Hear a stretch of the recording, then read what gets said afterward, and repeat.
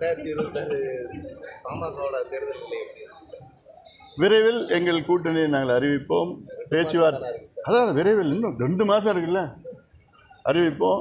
பேசிக்கிட்டு இருக்கிறோம், பேச்சுவார்த்தையில் இருக்கிறோம்.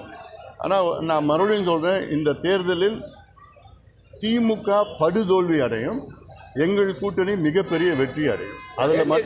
அதில் அது மட்டும் நான் உறுதியாக சொல்கிறேன். நான் இன்னைக்கு கூட்டணி எதை பற்றி என்னால் பேச முடியாது.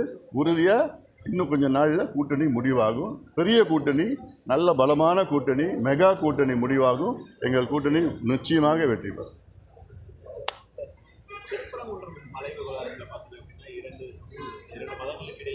உள்ளூர் மக்கள் அமைதியாக தான் இருப்பா அப்படின்னு சொல்றாங்க. ஆனால் இந்த தீபம் ஏற்கப்படாதது தான் ஒரு பெரிய உத்தரவு, நீதிமன்ற உத்தரவு பிறப்பித்து அதை செய்யலை அப்படின்னு சொல்லி அரசு கோவில் நிர்வாகிகள் பகிரங்கமாக குற்றச்சாட்டு தொடர்ந்து வந்துகிட்டே இருக்கு.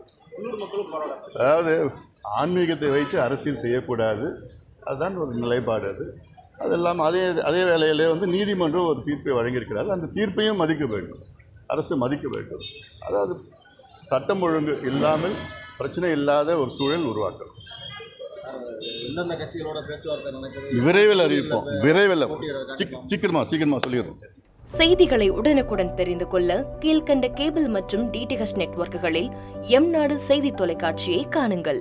பாதகம் செய்பவரை கண்டால் நாம் பயம் கொள்ளலாகாது பாப்பா. மோதி மிதித்து விடு பாப்பா, அவர் முகத்தில் உமிழ்ந்து விடு பாப்பா. அண்மை செய்திகளை உடனுக்குடன் தெரிந்து கொள்ள இணைந்திருங்கள் எம்நாடு தொலைக்காட்சியுடன்.